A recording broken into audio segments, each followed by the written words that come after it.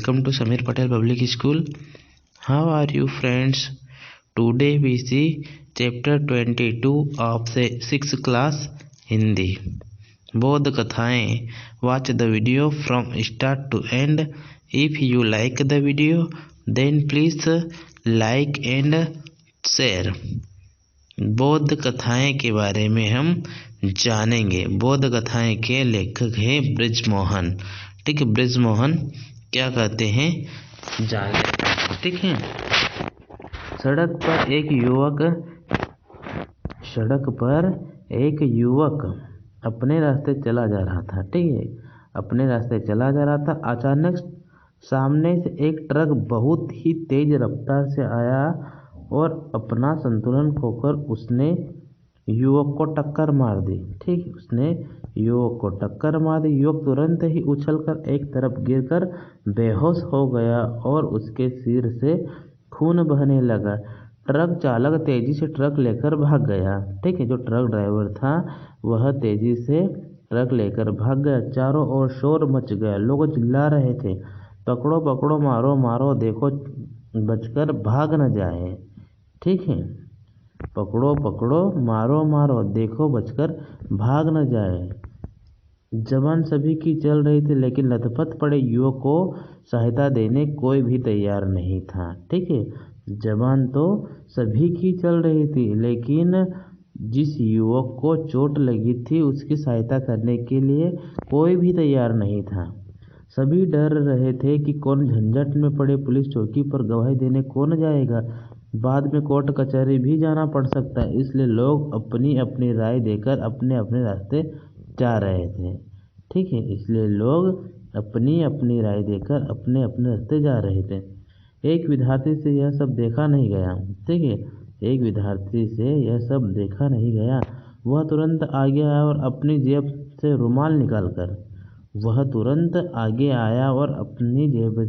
रुमाल निकालकर उसने युवक के सिर से बहते हुए खून को रोकने के लिए पट्टी बांधनी चाहिए। ठीक है, उसने क्या कहा कि उस युवक को खून निकल रहा था, उसने पट्टी बांधनी चाहिए, लेकिन रुमाल छोटा पड़ गया था। ठीक है, लेकिन रुमाल छोटा पड़ गया और वो विद्यार्थी उसके सिर पर पट्टी नहीं बांध सका। इसलिए विद्यार्थी पट्टी नहीं बांध सका। युवक को अचेत अवस्था में देखकर प्रौढ़ महिला ने अपना रिक्शा रुकवाया। ठीक है, एक महिला ने अपना रिक्शा रुकवाया। युवक के सिर से खून बह रहा था। उसकी आंखों के सामने उसका अपना बेटा घूम गया। उसने तुरंत बीच बाजार में अपने कर्तव्य का पालन करते हुए अपनी साड़ी का एक बड़ा हिस्सा फाड़कर विद्यार्थी को देते हुए कहा, बेटा तुरंत इसका बहता खून रोको। उसने क्या कहा कि बेटा तुरंत इसका बहता खून रोको, यह भी मेरे जैसे किसी माँ का बेटा है। क्या बोला उन्होंने कि यह भी मेरे जैसा किसी माँ का बेटा है। इतना कहकर वह महिला संकोच से सिकुड़ती हुई रिक्शे में बैठ गई और रिक्शा आगे बढ़ गया। ठीक है, विद्यार्थी ने तुरंत ही साड़ी के टुकड़े को बांधकर उस युवक का खून रोका। ठीक है, विद्यार्थी ने तुरंत ही साड़ी के टुकड़े को बांधकर उस युवक का खून रोका। फिर एक रिक्शे में घायल युवक को बैठाकर अस्पताल की ओर चल दिया। ठीक है, फिर क्या किया उसने, युवक को बैठाकर अस्पताल की ओर चल दिया। महिला जब अपने घर पहुंची तो उसके घर में तूफान ही आ गया। ठीक है, महिला जब अपने घर पहुंची तो उसके घर में तूफान ही आ गया। उसके पति, बेटे और बहुएं वहां आकर जमा हो गए। किसी की कुछ समझ में ही नहीं आया कि फटी साड़ी में घर कैसे लौटी। उसने क्या बोला कि फटी साड़ी में घर कैसे लौटी। अंत में उस महिला के बड़े बेटे ने पूछ ही लिया। ठीक है, जो महिला थी उसके बड़े बेटे ने पूछ ही लिया, माँ तुम्हारी इतनी कीमती साड़ी कैसे फट गई है। उसने क्या पूछा कि माँ तुम्हारी इतनी कीमती साड़ी कैसे फट गई। महिला ने अपने पूरे परिवार को सारी बात बताई तो सभी की आंखों में आंसू आ गए। लेकिन बड़े बेटे ने कहा, वह तो ठीक है माँ, पर वहाँ इतने सारे लोग थे, किसी ने कुछ नहीं किया। एक तुम्हें ही बीच बाजार में क्या जरूरत आ पड़ी। ठीक है, अपनी साड़ी फाड़कर देने की बेटे की आवाज़ में रोज देखकर माँ ने कहा, हाँ होने होने को तो बहुत सारे लोग थे, लेकिन चिंता सिर्फ एक विद्यार्थी को ही थी। होने को तो वहाँ पे बहुत सारे लोग थे, लेकिन चिंता सिर्फ एक विद्यार्थी को ही थी, जो उस युवक में अपने बड़े भाई को देख रहा था, और दूसरी में थी जो उस युवक में अपने बेटे को देख रही थी। किसी दिन मेरे किसी बेटे के साथ ऐसी दुर्घटना हो जाए तो क्या मुझे वे लोग अच्छे लोगों जो ये सोचते रहे कि अब क्यों करें, जब दूसरे ने तो कुछ भी नहीं किया, जब दूसरे ने तो कुछ भी नहीं किया और अब क्यों किए। ऐसे में यही सोच कर आगे आना चाहा ऐसे में यही सोच कर आगे आना चाहा कि यह सब कभी हमारे साथ भी हो सकता है। ऐसा ज़रूरी तो नहीं है कि उसके साथ हुआ है, यह सब अपने साथ भी हो सकता है। बड़ा बेटा अब तक सच्चाई को समझ चुका था, उसने अपने सिर नीचे झुका लिया उसने अपना सिर झुका लिया। हम इसके वस्तुनिष्ठ प्रश्न डिस्कस कर लेते हैं, ठीक है। वस्तुनिष्ठ प्रश्न का क्वेश्चन फर्स्ट नंबर देखते हैं।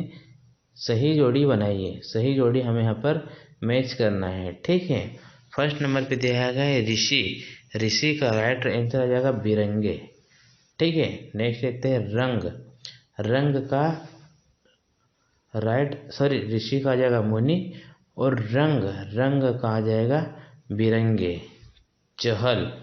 नेक्स्ट देखते हैं थर्ड नंबर पे चहल। चहल का आ जाएगा पहल, ठीक है। चहल का राइट आंसर आ जाएगा पहल, और डाक का राइट आंसर आ जाएगा बंगला, ठीक है। नेक्स्ट क्वेश्चन देखते हैं। दिए गए शब्दों में से उपयुक्त शब्द चुनकर रिक्त स्थानों की पूर्ति कीजिए। हमें यहाँ पर कुछ वर्ड गिवन है, ठीक है। हमें यहाँ पर कुछ वर्ड गिवन है जो कि हमें ब्लैंक जगह पर फिल करना है। ब्रैकेट में कुछ वर्ड गिवन है जो कि हमें ब्लैंक जगह पर फिल करना है, ठीक है। फर्स्ट नंबर पे दिया गया है, उन्हें न कोई डैश डैश था और न मारता था। तो राइट आंसर आ जाएगा उन्हें न कोई पालता था और न कोई मारता था, ठीक है। नेक्स्ट देखते, पेड़ पर कहीं से बंदर आ जाए तो डैश डैश ही क्या। पेड़ पर कहीं से बंदर आ जाए तो डैश डैश ही क्या। तो राइट आंसर आ जाएगा कहना। नेक्स्ट देखते हैं, पूरे साल भर इनमें डैश डैश रहती हैं। पूरे साल भर इनमें डैश डैश रहती हैं। तो राइट आंसर आ जाएगा इसका हरियाली। नेक्स्ट देखते हैं, पेड़ पौधों का तो जैसे डैश डैश लगा हुआ है। राइट आंसर है इसका मेला, ठीक है। नेक्स्ट क्वेश्चन देते हैं, क्वेश्चन नंबर 2। निम्नलिखित प्रश्नों के उत्तर एक एक वाक्य में दीजिए। हमें यहाँ पर जो क्वेश्चन गिवन है उनके जो आंसर है उसको एक वाक्य में देना है, ठीक है।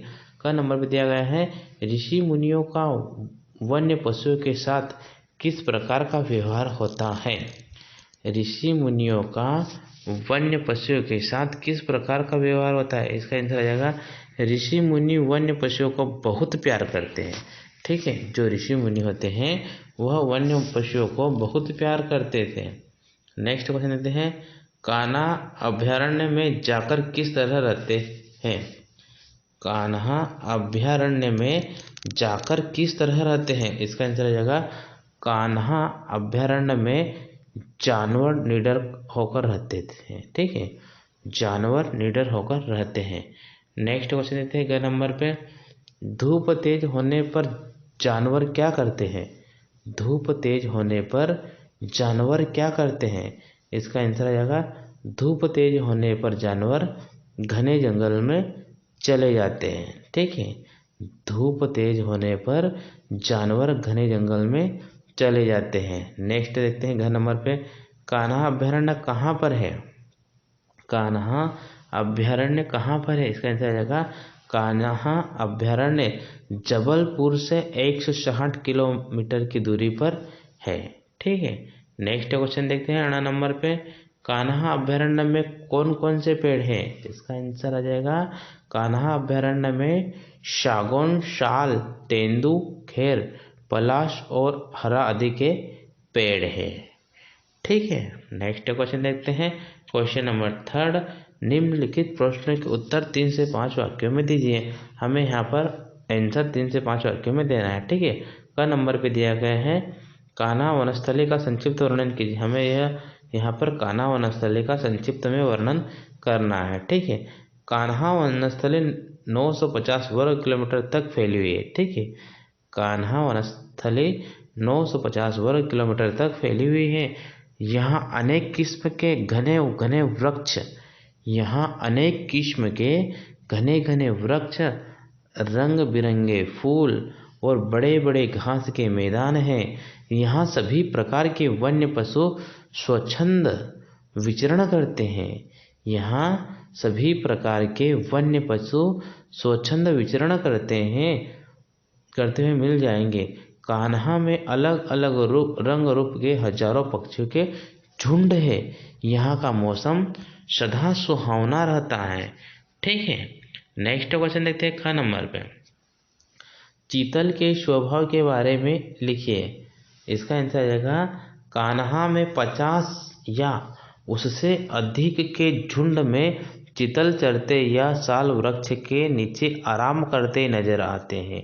कान्हा में 50 या उससे अधिक के झुंड में चीतल चरते या साल वृक्ष के नीचे आराम करते नजर आते हैं।